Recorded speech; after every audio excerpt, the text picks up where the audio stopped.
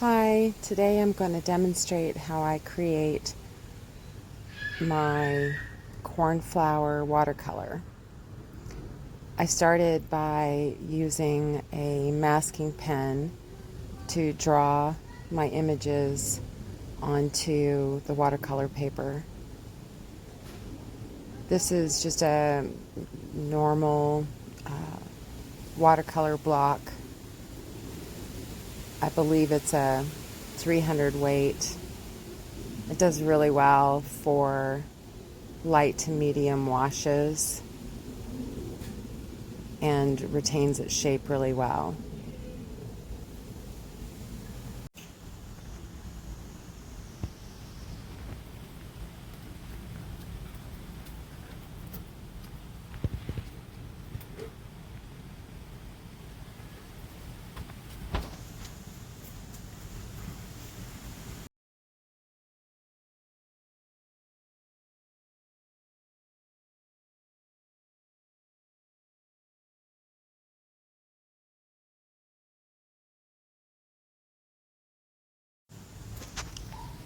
So here I'm just using a brush to add some water to the top half of my painting, just a light bit of water.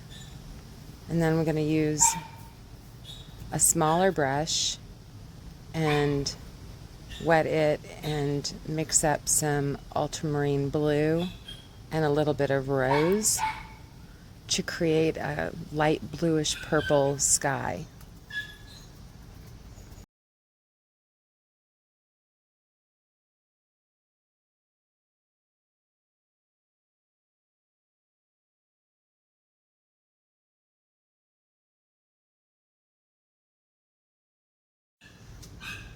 And here I'm just going to start dropping in the color, just random, letting it flow and mix the way it chooses. Starting off with light washes to begin. And I'll add in a little bit more water just to help it flow along and move around on the paper.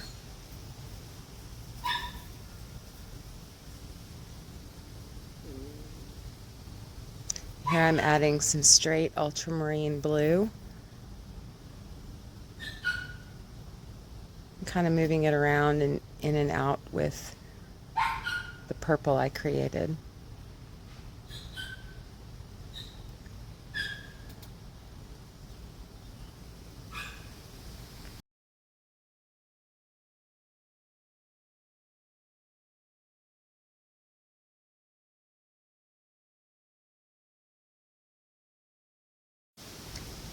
Here I'm using a paper towel to go in and remove some areas of paint to create some interest in the sky, some lighter areas, just to give an indication of a few clouds.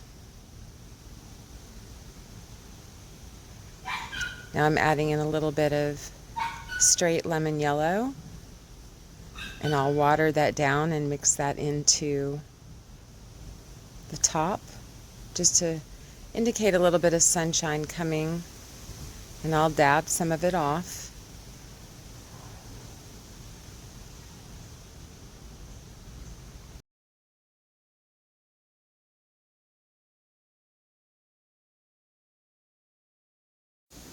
Adding a little bit more ultramarine blue and a little bit of rose mixed together to create a light pale wash to give me sort of a horizon line.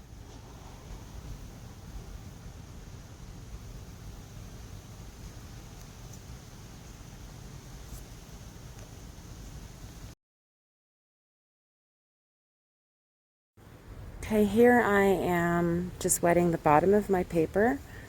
I'm going to mix up some greens using the ultramarine blue and the lemon yellow, and create three different hues.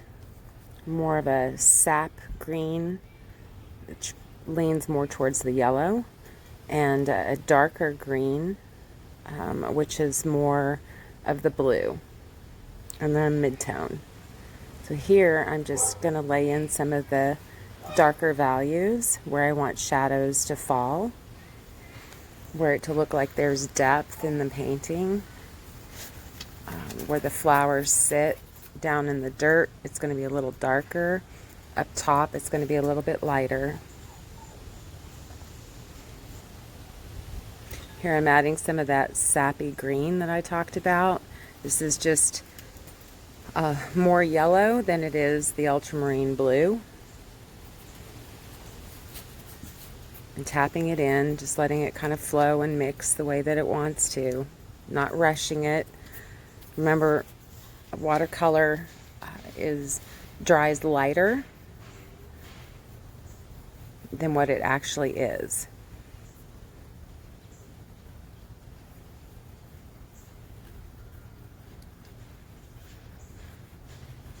And here I'm adding a little bit more of that darker hue where I want those shadows to be represented, and where my background will be. I'll add a little bit more of a hazy shade back there. Oh, here I am going and adding a little bit more of that ultramarine blue and rose. Creates a very light lavenderish purple.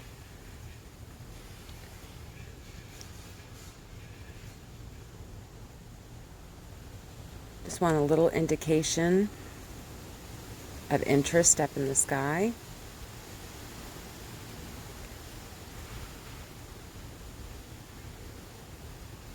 A little bit of water to move it around, help it flow. I don't want any definite shapes, I just want a sense of movement in the sky.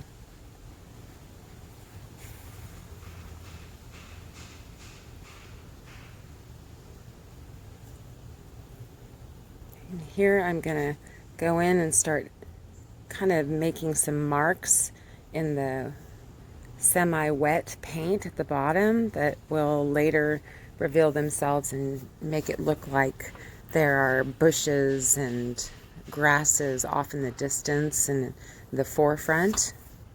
I'm going to mix up a little bit more of the darker green, I believe, and start laying that in for some trees off in the distance. Just doing the dabbing.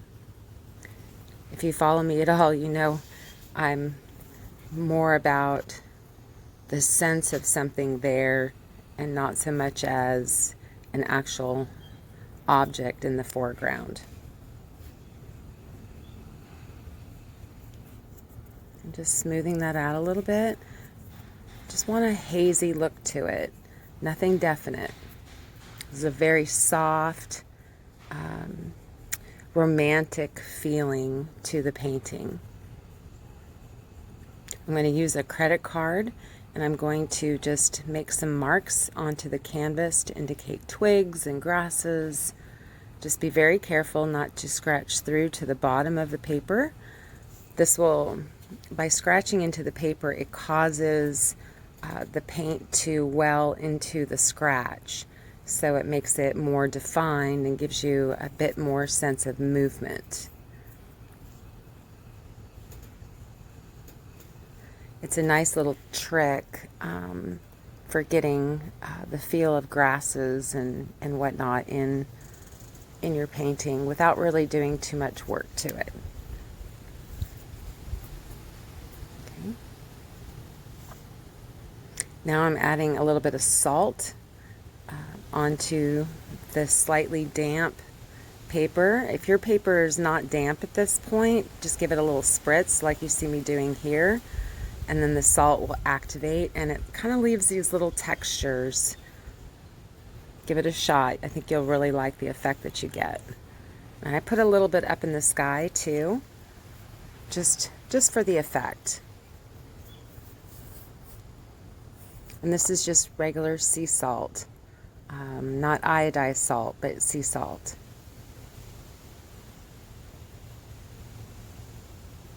And now I'm going to just dry my paper down.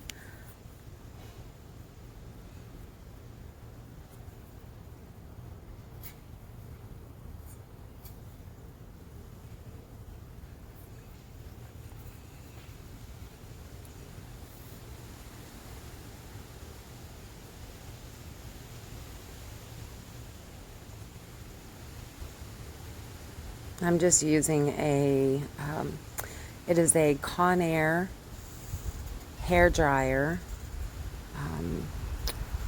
It's a tube shape. I bought it through Amazon. Not sure what the actual name of it is called, but it has a couple of different attachments that you can use in your hair to smooth your hair while brushing. But I use it for drying my paints down.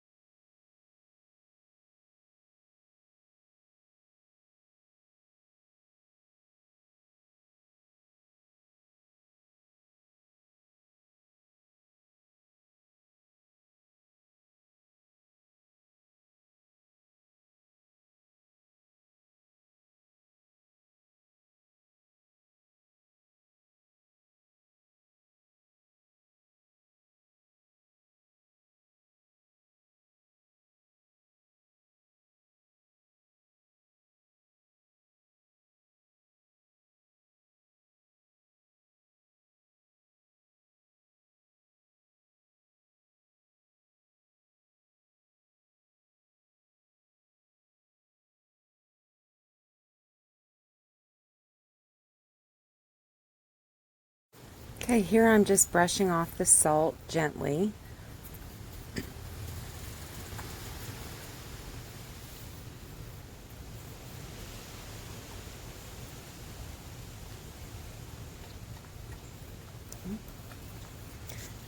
And now you'll see here I'm rubbing off the masking fluid from the pen, but because it is super fine, I end up using some masking tape because I don't want to damage the paper, and I really don't want to have all that masking fluid all over my floor. We have dogs and they lick up anything that they find. So here I am using this 3M masking tape. It's meant for painting, and it really does the job well in pulling up all of the masking fluid without taking away any of the paint.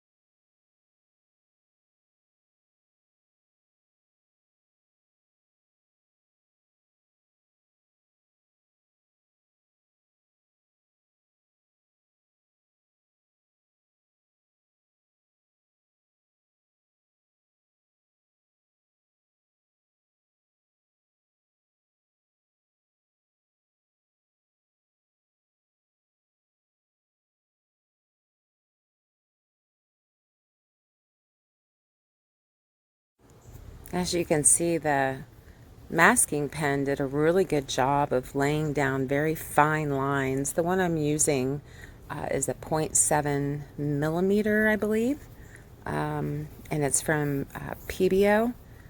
I really like it, and I haven't had any issues with it so far.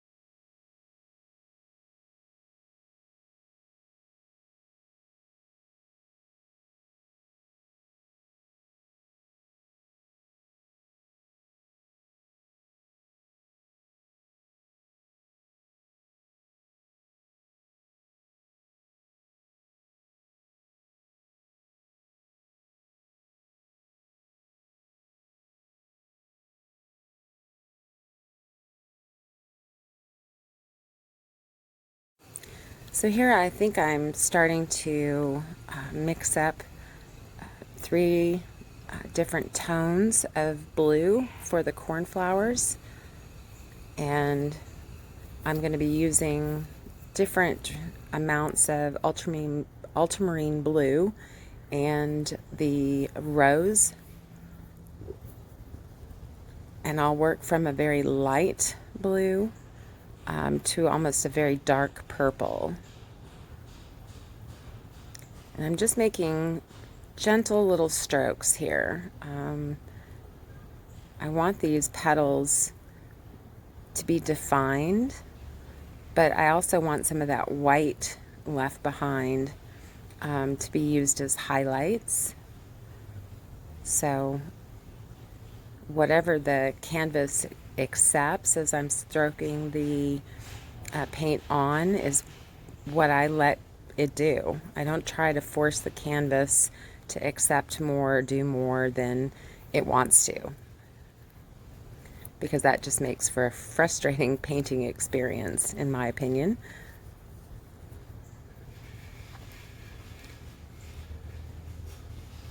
So just very light strokes, very light amounts of paint. It dries lighter, so you're with watercolors, you're always going to be adding more and more as you move along, and you'll go from a very wet type of paint to almost a very dry paint as you move through. And be mindful not to cover up too much of your white areas that you want to leave behind for highlights.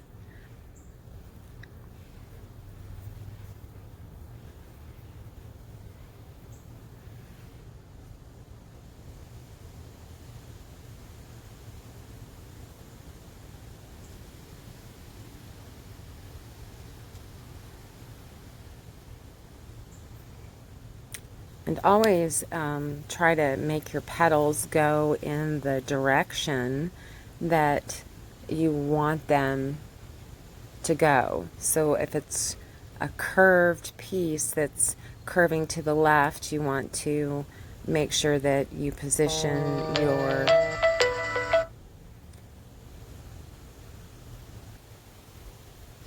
you want to be sure you position your paintbrush and try to curve that mark in the direction that you want it to go.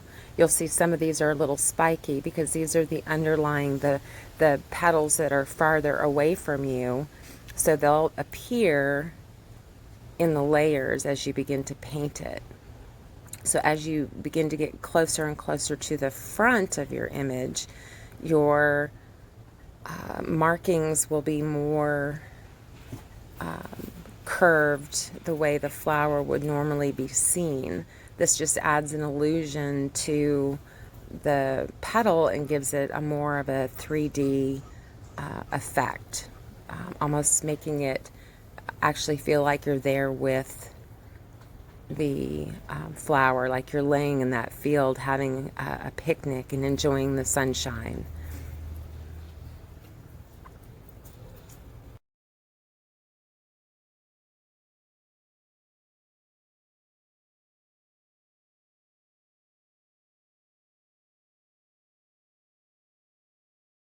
So here I'm beginning to just add in slightly more darker colors, paying attention to where my shadows are going to fall, where I want my highlights to be.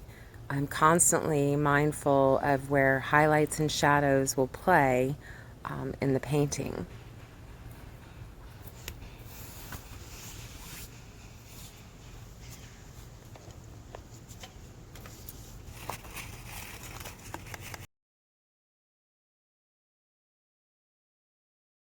You can see I've been also painting the tiny little flowers, the flowers before they've opened, and giving those a couple of different shades, keeping in mind 3 tones. Here I'm adding in a little bit of the yellow for the center, and it's straight lemon yellow. Might have a touch of the rose in it to make it orange, but just being mindful of where I want that sunshine to hit my flowers. I'm adding some to the petals, to the stems, starting to add those into the different places I want the sun to be kind of reflecting off of my stems and in the petals.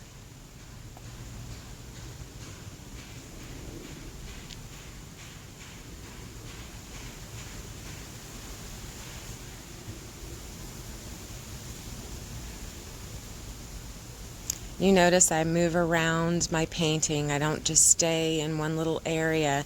I want to make sure that the color I'm using is being used throughout the entire painting. This gives a very cohesive look to a painting, and just it brings life to it when the same colors are used throughout the entire piece. You might have varying shades, but it still gives a nice cohesive look to your painting and really brings it together. So here I'm just adding some of the darker green mixed up again with the ultramarine blue and the lemon yellow. And what's down in the grass and what's going to be in the shadow is going to be slightly darker than what is going to be in the places that the sun is hitting. You're going to have more shadow under the stem where it's right underneath the flower head. It's going to have more darker shadows down in the grasses. Shadows are going to be reflected onto neighboring pieces of grass. So when you're looking at your composition, pay attention to where you put those darks and lights so that they play well with each other.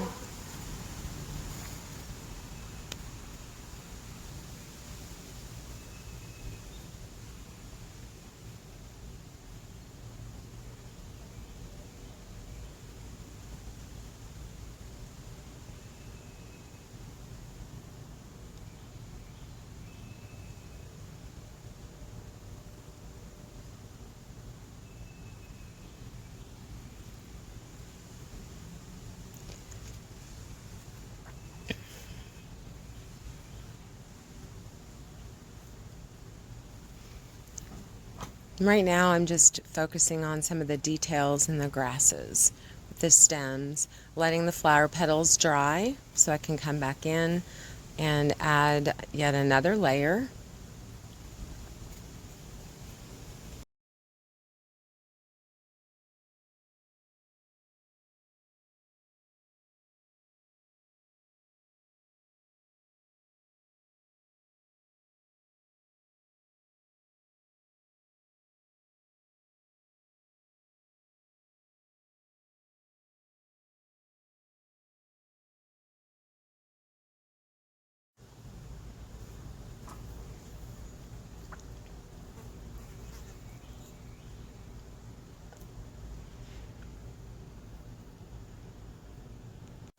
Here I'm just studying the piece, getting a feel for where it's going, seeing if there's any changes I might want to make to it while I'm working through.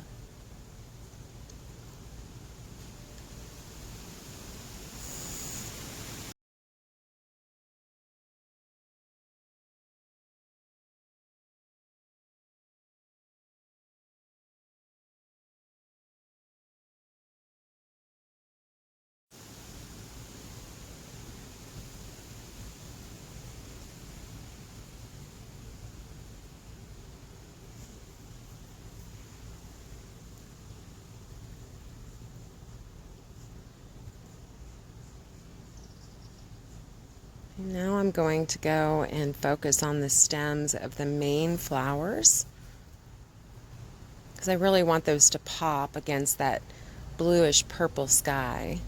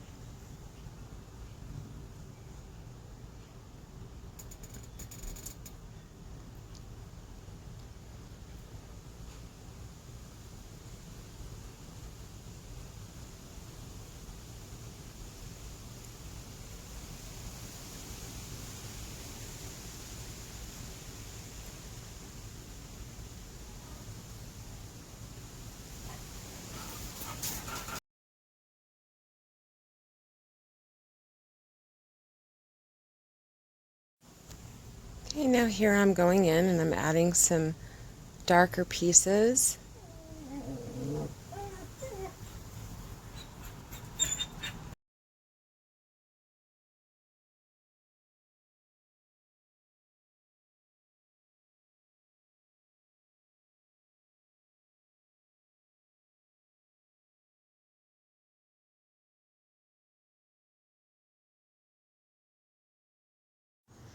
Here I'm just adding some shadow underneath the flower at the top of the stem and adding a bit of shadow to the base of the center of the flower.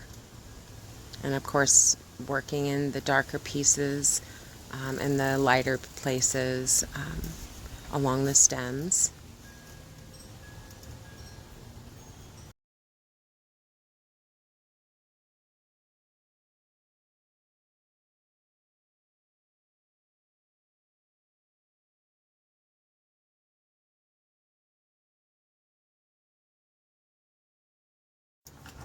Here I'm adding the petals, well, not the petals, but the leaf portion that is underneath the flower.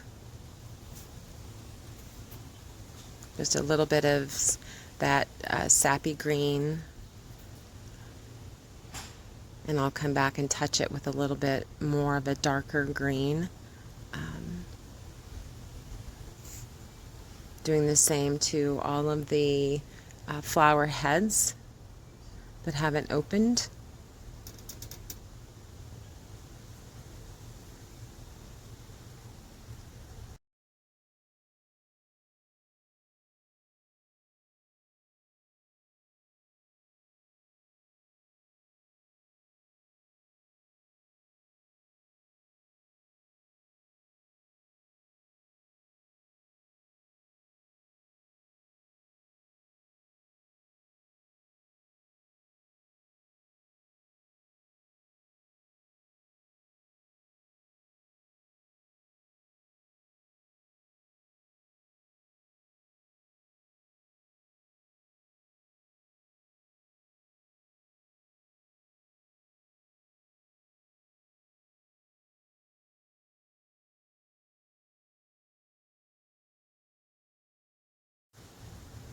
Here I'm adding in a bit more of that lemon yellow and a little bit of the rose to give it an orangier shade.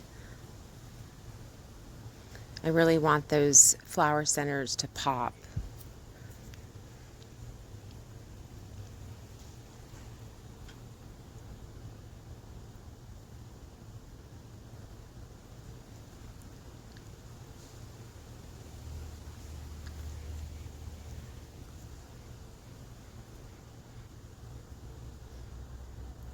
Okay. Now I'm just going back in and adding another layer with the flower petals, taking care this time to make sure that I have my petals going the direction I want them to go.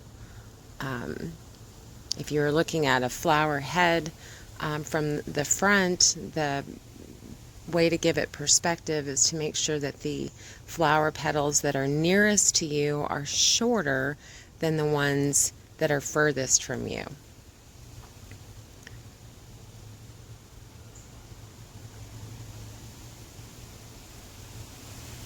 So I'm using a darker bit of the ultramarine blue and rose.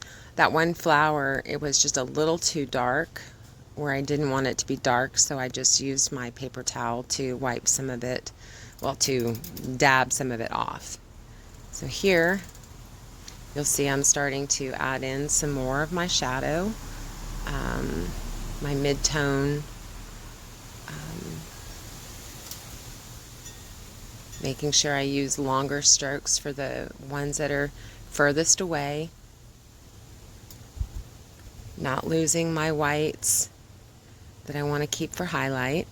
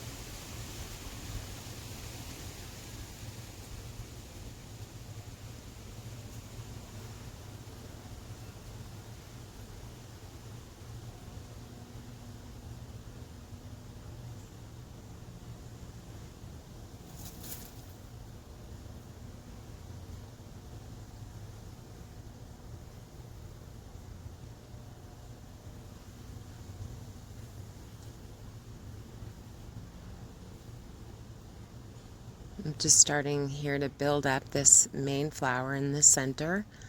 Um,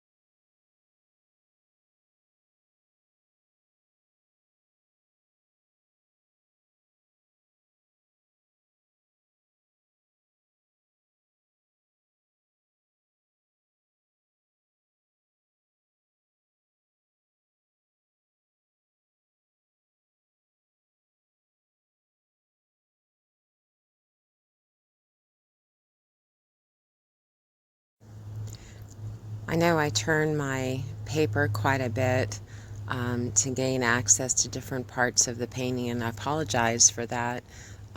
But I have rheumatoid arthritis, and so moving my wrist in a certain direction is very painful and difficult at times. So this is how I compensate for that.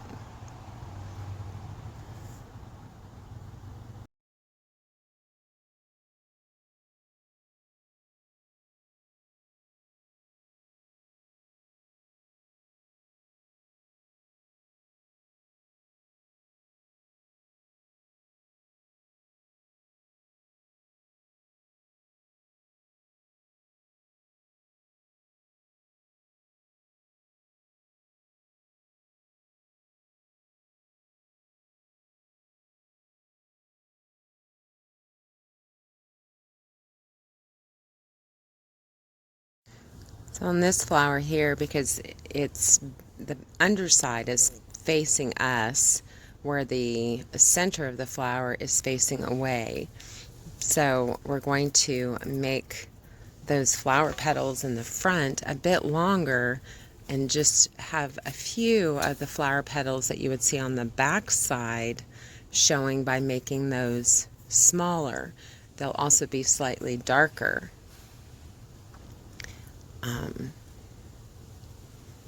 And the same with this bottom one.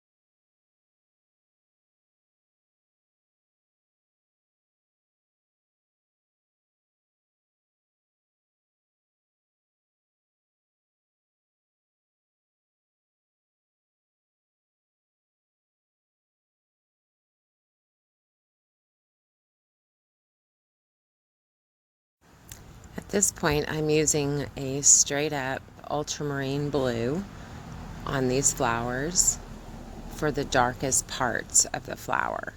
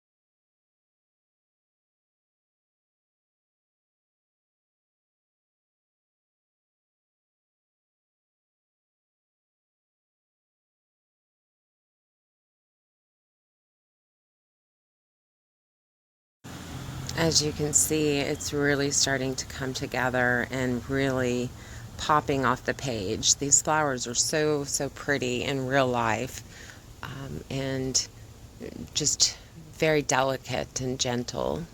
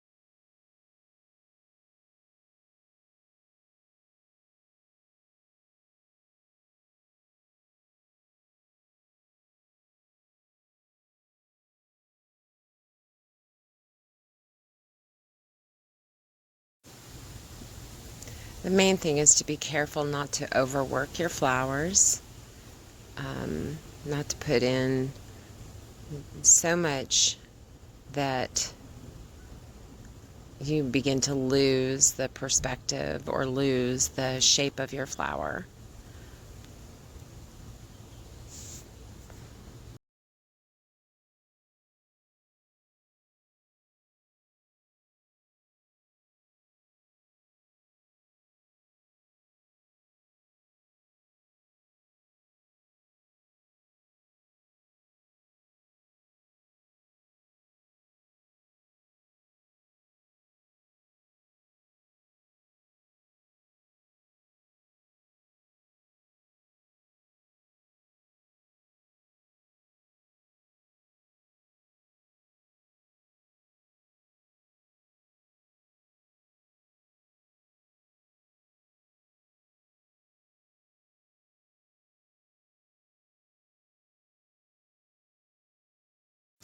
Okay, here I am just doing some splattering. I use the Ultramarine blue and some of the rose to make a deep violet color to splatter off into the area that would be the ground, just to give it some interest and maybe show, flowers off in the distance that are blooming.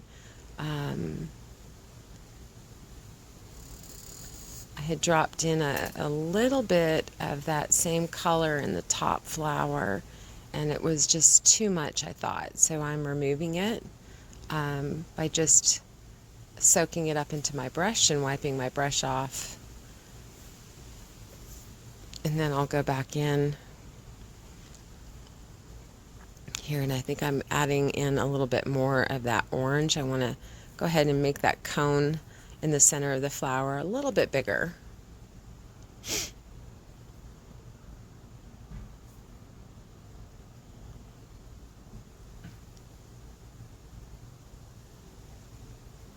I'm going to wait for that flower center to dry a little bit.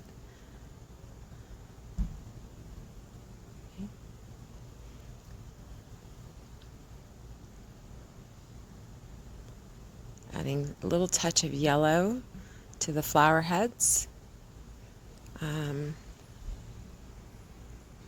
Yes, you can use your finger too, whatever works, right?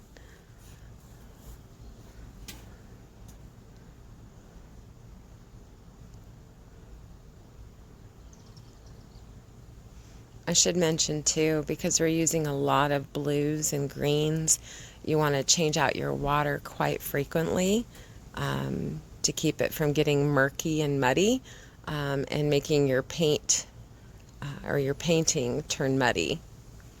So you don't see it, but I have a couple of jars of paint or of paint water on my table. Okay, now I'm just enlarging that center of that cornflower.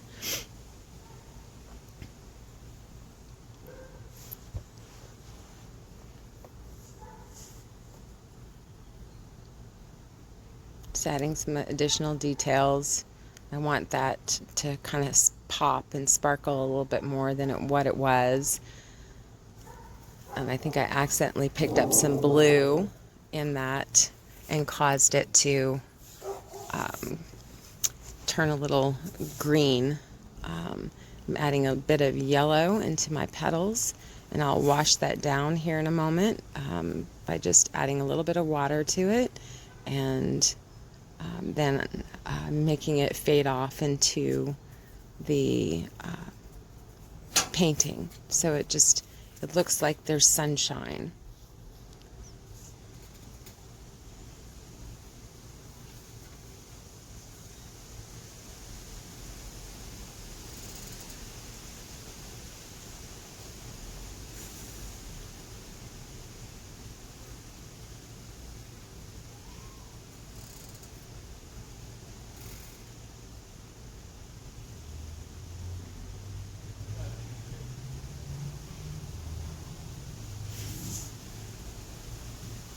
To me, that just makes those flowers appear to glow under the sun. It gives it kind of that halo effect.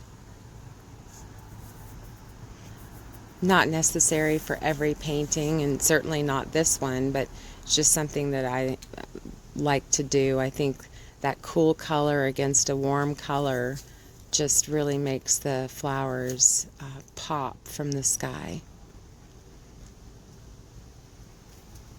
Here I just felt like it was a bit too much on that flower, so I wet it and then lifted the paint to get it to soften up a bit and not be quite as harsh.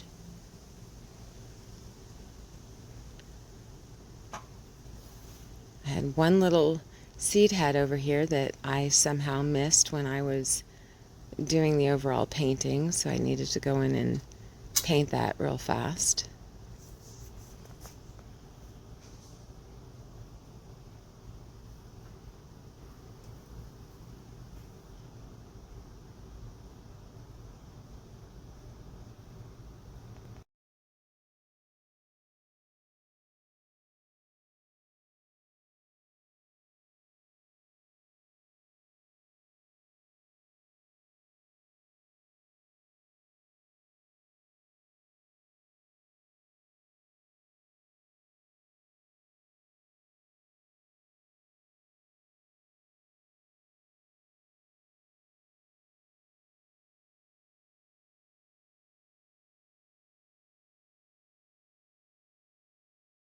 Okay, here I've switched brushes and I put in a little bit of that ultramarine blue just to get some really fine detailed petals, and then I will come in and begin adding some highlights to petals in various places using a white gouache.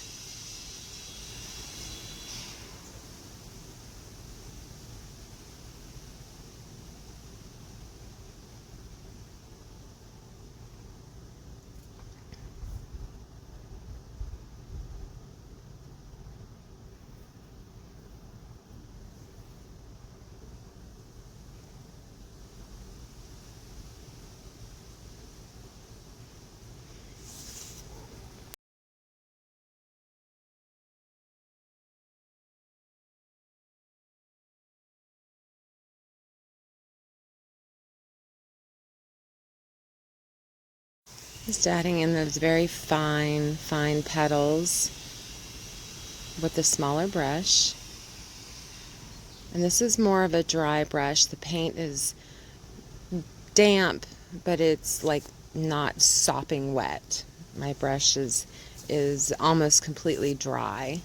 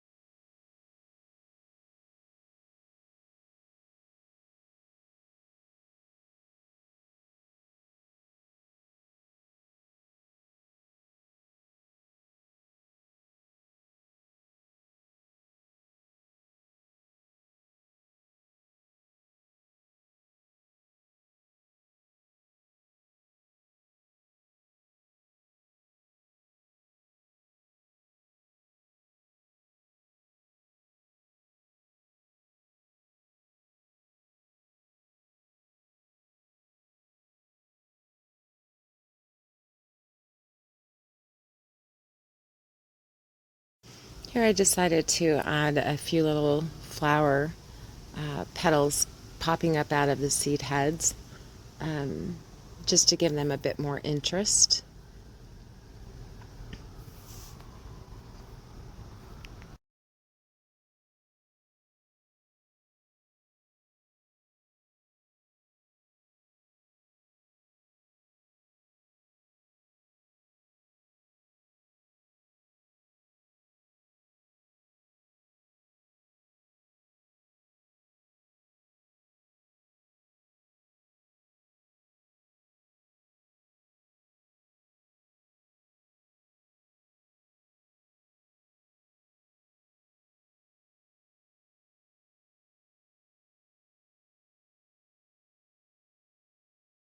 Here I'm taking off the washi tape that I use to create the border and keep a nice clean area.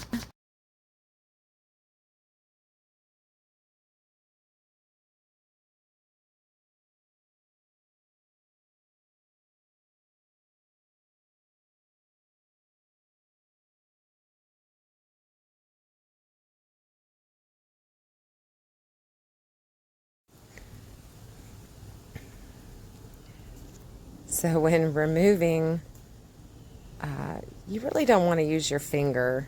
You probably should use the edge of a palette knife, unlike myself, where I ended up cutting my finger because the paper is very sharp when it comes off.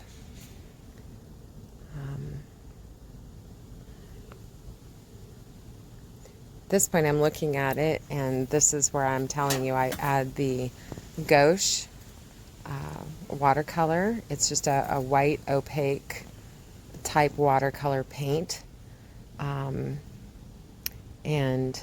I will put a few dabs of this into the centers and in a few places on the stems, on the petals.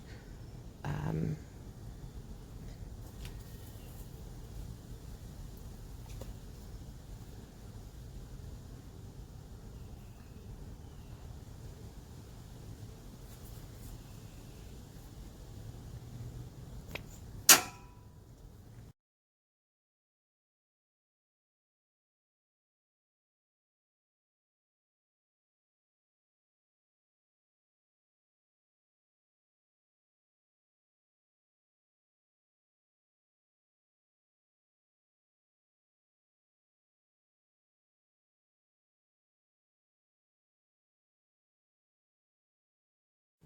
you may have to build these layers up a little at a time to get where you want. And while the white looks sort of overwhelming here, it's really not. In the original, you can see the yellow for the center of the flower really well.